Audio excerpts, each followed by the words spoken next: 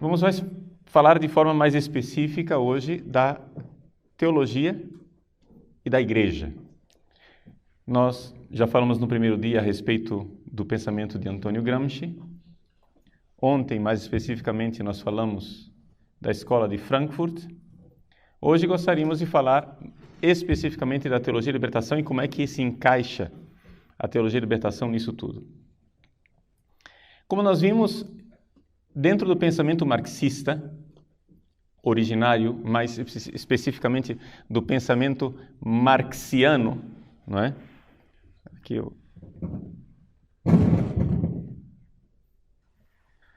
do pensamento marxiano, a religião e a teologia fazem parte da chamada superestrutura. Ou seja, é algo que não faz parte da infraestrutura da história. A história, para Marx, ela se move a partir da economia, não é? Então, a economia é que realmente seria o motor da história. Toda a história se move a partir de interesses econômicos. E a luta de classes se dá a partir disto. Portanto, a religião seria um fenômeno patológico, periférico, não importante. O que acontece é que o pensamento revolucionário, depois de Marx, começou a notar a importância da superestrutura, a importância da cultura. E é por isso que, de alguma forma, para alguns analistas, o marxismo cultural seria, no fundo, uma espécie de marxismo heterodoxo. Por quê? Porque dá excessiva importância para a cultura, quando para Marx o importante era o econômico. Vejam, eu acho que, isso aqui já é minha opinião, cuidado quando eu dou as minhas opiniões, né? Então, eu sempre brinco com os meus alunos, eu digo, atenção, cuidado, é minha opinião, né? Então, não se trata nada de muito seguro. Na minha opinião, eu acho que ficarmos debatendo se o pensamento mais originário de Marx seria a importância da infraestrutura ou a importância da superestrutura, é, na verdade, um debate inútil, porque na realidade, para Marx não existe uma verdade. E para os marxistas não existe uma verdade. O que existe é uma praxis. Portanto, o que existe é uma irracionalidade que é o substrato de tudo, não é? Ou como um pensador marxista grego que militou na França, Cornelius Castoriadis. Castoriadis trata toda esta realidade como sendo um magma, ou seja, é um vulcão, é uma força que está lá debaixo da terra, não é? Uma espécie de magma vulcânico. E esta irracionalidade é que é o verdadeiro motor da história. Essa realidade irracional. De tal forma que a tentativa de teorizarmos tudo isso e controlarmos o pensamento marxista revolucionário dentro de uma teoria coerente, lógica e consequente, seria, no fundo, algo contraditório em si mesmo. Existe uma irracionalidade que é o fundamento de tudo na história, e então a racionalidade teria como fundamento a irracionalidade. Portanto, cobrar coerência lógica é ainda estarmos dentro dos parâmetros racionais aristotélicos, dentro dos parâmetros racionais de uma lógica que, para Marx, seria fundamentalmente uma lógica burguesa. Então, enfim, como entra a religião nisso tudo? A religião foi considerada originalmente por Marx como ópio do povo. Depois, pelo stalinismo, leninismo, se tentou abolir a religião. Mas a escola de Frankfurt, juntamente com Antônio Gramsci, ou o contrário, Antônio Gramsci juntamente com a escola de Frankfurt, descobriram que, fundamentalmente, cultura é exteriorização. Na realidade, a religião seria a cultura, segundo a escola de Frankfurt, a cultura na realidade é religião exteriorizada. Ou seja, de alguma forma, a visão, todos nós temos uma visão religiosa do mundo. E a cultura seria a exteriorização desta visão de mundo. Ou seja, o homem produz cultura porque o homem fundamentalmente é religioso. Agora, a pergunta é se esta religião, não é, é uma religião verdadeira ou uma religião alienante. Aqui é que entra, digamos, a abordagem da teologia da libertação. O que seria a teologia da libertação? A teologia da libertação é a imanentização da religião cristã e de qualquer religião, diga-se de passagem. Ou seja, não sei se vocês têm acompanhado o pensamento de Hans Küng nos últimos tempos. Hans Küng tem proclamado uma ética mundial e ele tem uma série de conferências, de reflexões a respeito de cada uma das religiões, onde ele faz simplesmente isso, relê cada uma das religiões de forma imanentista. Por quê? Porque a religião, ela serve enquanto força, magma, inconsciente, força atávica, força de inconsciente coletivo, força dos arquétipos, não é? Que pode ser manipulada para produzir a sociedade que nós desejamos. É para isso que serve a religião. A religião, na verdade, é uma gasolina, é um combustível que pode ser usado num projeto de engenharia social. Portanto, a finalidade da religião não seria transcendente, mas imanente. Então, é a imanentização das nossas esperanças escatológicas. Para ficar mais claro, vamos olhar para Feuerbach, não é? Feuerbach, ele vê que, na realidade, toda teologia é antropologia. Ou seja, tudo aquilo que se afirma a respeito de Deus, todas as afirmações dos escolásticos, dos teólogos, da religião, da teologia, da Igreja Católica, do cristianismo, todas as afirmações religiosas podem ser reconduzidas a afirmações antropológicas, onde, na verdade, quando o homem fala de Deus, o homem está como que transferindo, não é? Projetando a si mesmo na divindade. Então, tudo aquilo que na teologia é predicado de Deus, na verdade é predicado do homem. Para Feuerbach, substancialmente é isso, ou seja, teologia é antropologia alienada. Quando você fala de Deus, na verdade você está falando do homem. E se vocês forem ver, é interessantíssimo, eu nunca li nenhum teólogo da libertação que dissesse isso, e que citasse Feuerbach. Mas é impressionante como a teologia da libertação se esforça para seguir essa cartilha.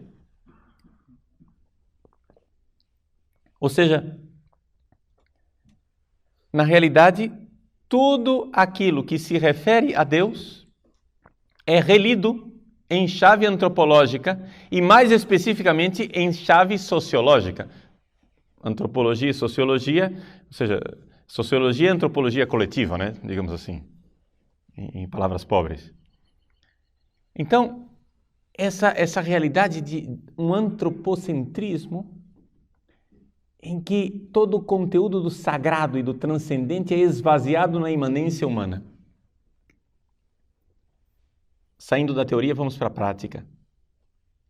Quando nós encontramos um teólogo da libertação, uma das características básicas da teologia da libertação é a negação da esperança transcendente. Ou seja, não se espera um reino de Deus na transcendência, mas se espera um reino de Deus na imanência deste mundo. Se você disser para ele que ele nega a transcendência, ele vai dizer, não, nós aceitamos a transcendência, porque o reino de Deus é já e ainda não, e ainda, então tem o futuro, tem... E aqui é que está o golpe. O golpe da teologia da libertação é que eles dizem que não são imanentistas e apelam para o futuro. Mas o futuro, meus senhores, ainda é imanente. A única diferença que existe entre o agora e o futuro é simplesmente que o futuro é o agora de amanhã. Ou seja, estamos ainda nesse mundo. Ainda é o velho céu e a velha terra. Então, existe, na verdade, um imanentismo fraco no marxismo. Vamos esclarecer isso. O que seria um imanentista no sentido pleno da palavra? O imanentista no sentido pleno da palavra seria um existencialista. O existencialista, como Sartre, como Heidegger, etc., etc., ele olha para a vida e vê que a vida não tem sentido. Por quê? Porque este mundo aqui é tudo o que existe. Portanto, não há sentido. E se vocês forem ver, os existencialistas merecem o nome de filósofos simplesmente pela extrema coerência com que eles levam o ateísmo até as suas últimas consequências. Eles mostram a nós o que significa o ateísmo até suas últimas consequências. O que quer dizer isso? Quer dizer o seguinte, que se Deus não existe, então só existe uma saída. Náusea, angústia, nada, caos, irracionalidade. Acabou. Se Deus não existe, comecemos a nos desesperar. Por quê? Porque, é claro, vejam, é de uma consequência lógica, não é? Irrefutável. Se uma coisa tem sentido, o sentido está fora da coisa. Que sentido tem esse microfone? Se ele tem algum sentido, o sentido está fora do microfone, que é o fato de que eu uso para me comunicar com vocês. Não é isso? Então, o sentido do microfone está fora do microfone. Que sentido tem vocês estarem no seminário? É que vocês um dia vão ser padres. Então, se o seminário tem algum sentido, o sentido do seminário está fora do seminário. Estamos de acordo? Não teria sentido, a partir do momento em que você diz que a sua vocação é ser seminarista a vida inteira, a sua estadia aqui se tornaria absurda. Se tornaria um tédio. Se você aguenta esse negócio é porque você quer ser padre, né? Ou seja, se você aguenta esse período de seminário, é porque você quer ser padre. Muitas vezes, seminaristas entram em crise vocacional e dizem, padre, eu acho que eu não tenho vocação para ser padre porque eu não suporto o seminário. Eu disse, meu filho, ainda bem. Porque é simplesmente sinal de que você não tem vocação para seminarista. Mas ninguém tem vocação para seminarista. Todo mundo tem vocação para padre, né? Se você tem alguma vocação que tem a ver com o seminário, você tem vocação para padre, não para ser seminarista. Ninguém quer esse negócio aqui perpetuado eternamente. Né? Então, se o seminário tem sentido, ele tem sentido fora do seminário. Ora, se algo tem sentido, se alguma coisa tem sentido, o sentido está fora desta coisa. Portanto, se a vida tem sentido, o sentido necessária e logicamente está fora da vida. Se este mundo tem sentido, o sentido deste mundo está fora do mundo. Se a vida tem sentido, o sentido está no além-vida. Se a história tem sentido, o sentido está na meta-história. Está fora. Porque querer fundamentar este mundo com este mundo é simplesmente o cachorro que corre atrás do próprio rabo. Não é? É você chegar e dizer, eu estou de pé. Onde? Eu estou de pé em cima dos meus próprios ombros. Não existe isso. Não é? É um absurdo. Então, o sentido da nossa vida, se existe algum sentido, está na transcendência. Agora, então nós temos aqui o quê? A visão clássica dos filósofos gregos e do cristianismo, que diz que esse mundo tem um sentido na transcendência. Assim diz o cristianismo, assim diz Platão, assim diz Aristóteles, né? E assim dizem os filósofos clássicos, em geral. O sentido desse mundo está fora do mundo, está na transcendência. Muito bem. Os existencialistas simplesmente disseram, bom, Deus não existe, vamos levar até as últimas consequências este fato. Para eles é fato que Deus não existe, não preciso nem provar isso. Vamos levar até as últimas consequências o fato de que Deus não existe. Se Deus não existe, a vida é um absurdo porque não existe sentido. Não há além. E se não há além, se não há transcendência, não há sentido. Então é por isso que eles falam de angústia, o homem ser para a morte, sein zum Tode, né? e companhia limitada. Então, os existencialistas e os filósofos clássicos são as duas posições coerentes. O marxismo é um imanentismo trapaceiro, que ao invés de ficar na posição existencialista de que, bom, Deus não existe transcendência, portanto não existe sentido para esta vida, ele faz uma trapaça e diz, o sentido do hoje é o amanhã. O sentido do presente é o futuro. Agora vejam, a única coisa que existe em comum entre o futuro e a transcendência é que os dois são desconhecidos. Só isso. Você não sabe o que é o futuro, você não sabe o que é a transcendência. Só que a natureza dos dois é absolutamente diversa, porque o futuro está ainda nesse mundo e a transcendência está fora desse mundo. Ou seja, o que é que o marxista faz? Ele adia para o depois de amanhã a crise de sentido do amanhã. Entende? Amanhã eu entrarei em crise, mas a resposta está no depois de amanhã.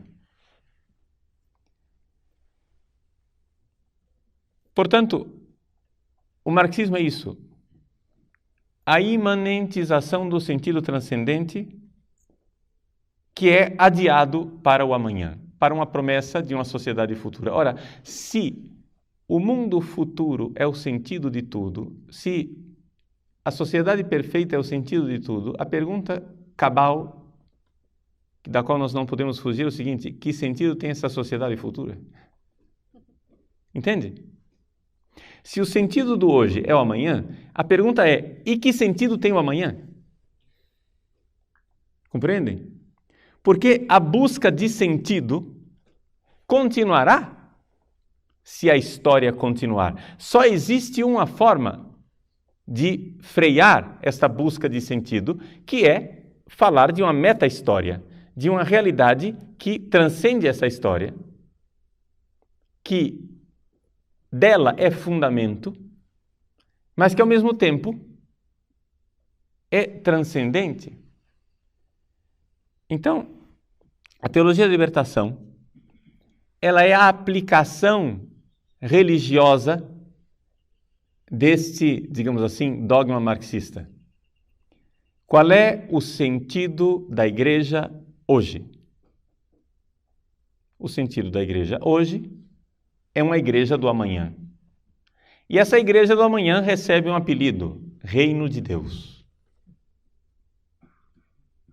Ora, para nós, o sentido da igreja hoje é o reino dos céus. Compreende? Não é um reino do amanhã, é um reino dos céus. Ou seja, quando se manifestar o reino de Deus, o reino de Deus não irá simplesmente elevar, não é? O último momento da história, mas toda a história será elevada. Toda a história encontrará o seu sentido. Não é? Não é que não é que vai haver uma história da humanidade, de repente, no último momento, uma ruptura, e aquele último instante vai ser suprassumido, na linguagem de Hegel, né? Aufgehoben, vai ser suprassumido em algo maior. Não, o que vai ser suprassumido é a história inteira. E não o último momento. A história inteira vai ser elevada. A história inteira encontrará o seu sentido. Se é assim, o reino dos céus não é o reino do amanhã. É o reino do além. É o reino transcendente. É o reino da eternidade.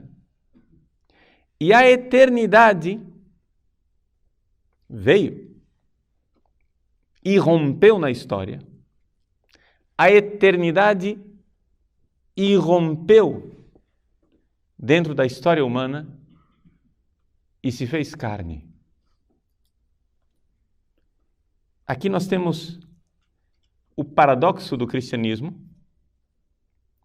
onde o transcendente, o sentido de tudo, o logos, a palavra logos pode ser traduzida como palavra, mas pode ser traduzida também como sentido, né? Quando você diz que uma coisa não tem sentido, você diz que ela não tem lógica, ela não tem logos, né? Isso não tem lógica, não tem sentido, não tem logos. Muito bem. O paradoxo do cristianismo é que o logos, o sentido de tudo, que por definição para os gregos era algo transcendente, inalcançável e inatingível, o logos transcendente se fez imanente, se encarnou e veio aqui na história. Esse é o que é paradoxo cristão. E por que ele veio e visitou a história, o logos cristão tornou-se, não é? Porque ele armou sua tenda entre nós, ele tornou-se alcançável, tangível. Aquilo que não era inatingível tornou-se aqui. Então, aqui nós temos um paradoxo, e aqui o esforço teológico é a tentativa, porque todo esforço teológico é sempre bastante limitado. O esforço teológico é a tentativa de explicar como isto, que é aparentemente contraditório, na verdade é profundamente lógico, é de uma lógica que transcende a nossa capacidade de pensar, mas que a gente consegue enxergar algo, não é? Ou seja, o cristianismo tem, desde o início, um compromisso com a racionalidade, que é a teologia. A teologia é um fenômeno eminentemente cristão. Nós não podemos falar exatamente de teologia fora do cristianismo. né? As religiões pagãs não têm exatamente teologia. Por quê? Porque a teologia, no dizer de Joseph Ratzinger, a teologia se dá no encontro da razão grega com a revelação cristã. Então, é fides querens intellectum, ou seja, é uma fé, é a revelação, aceita pela fé, que porém procura a intelecção, procura o fato de que isto que me foi revelado pela fé não contradiz a minha racionalidade, mas ao contrário, aperfeiçoa a minha racionalidade. O que não quer dizer que a minha razão consiga manipular a verdade. A verdade é sempre superior a nós. A verdade é sempre algo muito maior do que a razão humana. Embora a verdade seja perfeitamente racional, mas de uma racionalidade superior à nossa, que não contradiz nossa racionalidade, mas que a aperfeiçoa. Vejam, por que eu estou dizendo tudo isso? Eu estou dizendo isso porque vocês compreendem que se a teologia é, por si mesma, uma tentativa racional de reflexão, é um compromisso da razão que tenta conciliar os paradoxos e as aparentes contradições da fé, é evidente que não pode haver teologia se você não crê que existe uma verdade, se você acha que é tudo irracionalidade, se você, como os marxistas, acha que não existe uma verdade, é tudo irracionalidade, e que a razão nasce enquanto uma reflexão postiça, sobreposta ao magma irracional que reina, então isso não é exatamente teologia. O que eles têm é ideologia. Ou seja, não há teologia da libertação. O que existe é ideologia da libertação. Ou seja, a ideologia é, por sua própria definição, uma série de ideias e de reflexões para justificar uma série de interesses de classe, uma série de interesses sociais, uma série de interesses de engenharia social. Então, a teologia da libertação é, na verdade, não somente nós dizemos isto dela, mas se ela for coerente até o fundo, ela mesma dirá de si que ela é, na verdade, uma ideologia a serviço de uma engenharia social. É isto que é a teologia da libertação. E é por isso que os teólogos tradicionais têm uma dificuldade imensa de compreender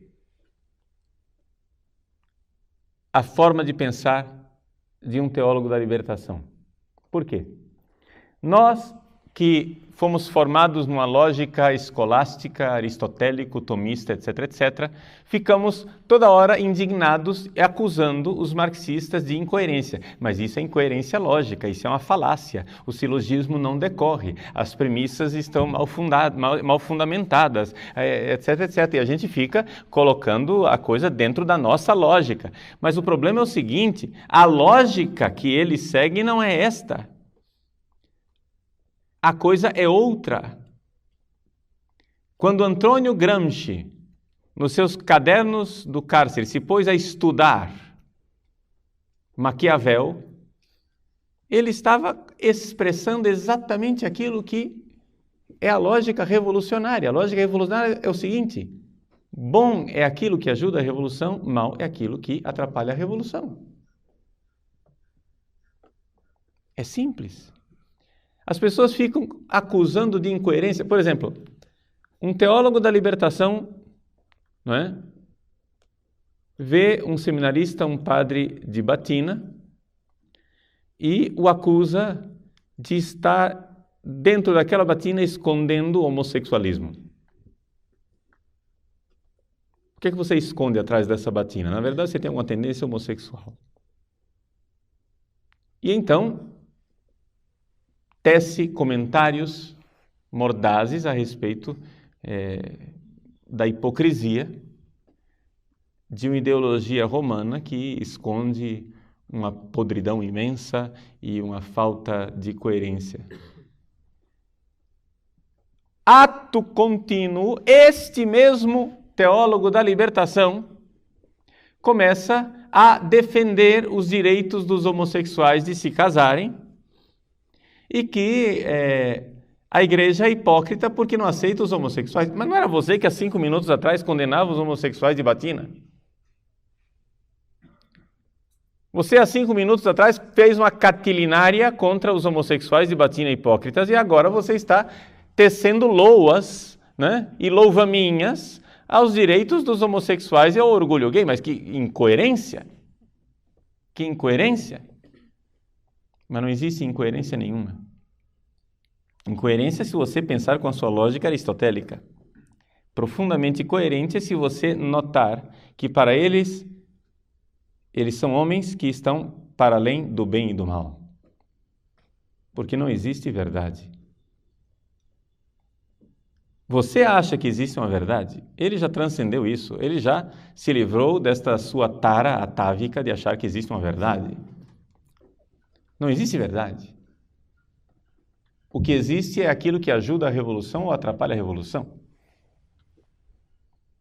Então, todas as vezes que você for dialogar com uma pessoa que se move dentro de uma lógica revolucionária,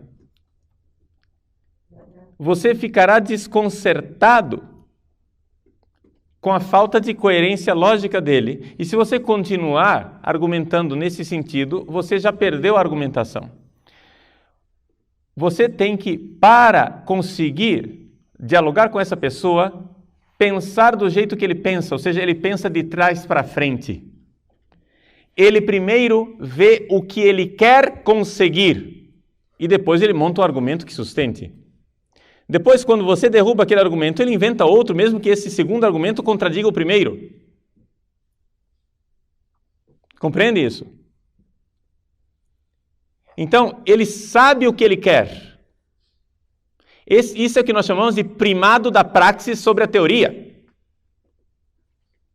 Ele sabe o que ele quer fazer. Ele quer destruir o sistema e, portanto, ele irá usar qualquer porrete para bater nesse sistema.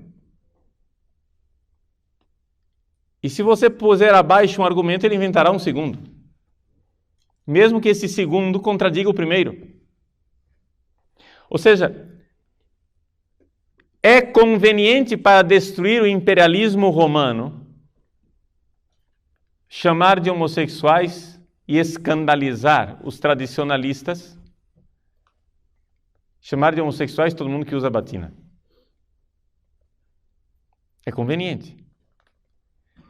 Mas logo em seguida é de extrema conveniência falar da sacralidade do homossexualismo para conseguir destruir a moral burguesa judaico-cristã e, portanto, esse imperialismo da família patriarcal. Compreendem isso? E ele, em resumo, trata-se de marketing. Entende? Trata-se de marketing. Quando os marqueteiros querem eleger um político, eles não vão ao político e dizem assim, quais são as propostas do Senhor para que nós possamos apresentar essas propostas maravilhosas ao povo, não é? E assim o povo fique convencido de suas propostas. Isso pensaria uma pessoa honesta, mas não é assim que funcionam os marqueteiros. Eles fazem uma pesquisa, descobrem o que o povo quer ouvir e então contorcem a imagem do seu candidato para que ela se aproxime o mais possível daquilo que o povo deseja. Ou seja, não é que a coisa seja um raciocínio lógico. Não, a conclusão já estava posta. Compreende? Então, qual é a grande acusação do marxismo com relação ao cristianismo? Que o cristianismo é ópio do povo. Por que o cristianismo é ópio do povo? Porque se vocês continuam prometendo um paraíso celeste para o povo, eles vão deixar de lutar para implantar a sociedade justa e sem classes aqui na Terra. Então você não pode pregar o reino dos céus, você não pode fazer nada que faça com que o povo não lute, não é? Você tem que ajudar o povo a se engajar nesse projeto de engenharia social que eles já se prefixaram, já colocaram lá. É isto que nós queremos alcançar. Nós iremos abastardar a religião, metamorfoseá-la quantas vezes for necessário para fazer com que se chegue lá. Então, se antigamente o argumento do pobre funcionava, ótimo. Hoje é o argumento da ecologia, é o argumento do feminismo, é o argumento dos direitos gays, é o argumento do que for. O argumento irá mudar. Onde eles querem chegar é que está fixo. Portanto, é um primado da praxis, eles querem chegar lá, eles irão se contradizer o quanto for necessário para chegar lá. É por isso que não existe nenhuma dificuldade em teólogos da libertação que há 20 anos atrás estavam com anel de tucum e túnicas afro com seus gorrinhos, hoje estarem usando batinas sobre peliz de renda e barrete. Se for necessário para conseguir a revolução usar batinas sobre peliz de barrete, eles usarão. Eles usarão. Então não pense em consequencialismo lógico. A teologia da libertação é simplesmente ideologia. Ou seja, é argumento que convence e enquanto convence, vale. Se não convence, eles descartam, jogam na lata de lixo da história e pegam um segundo argumento.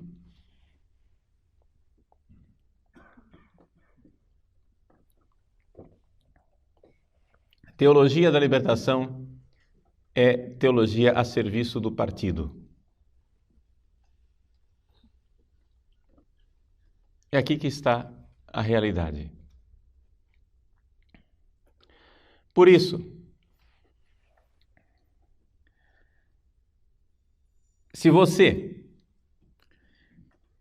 ao entrar num debate com um teólogo da libertação, entrar dentro do debate dialético platônico, aristotélico, tomista, escolástico, clássico, você perdeu.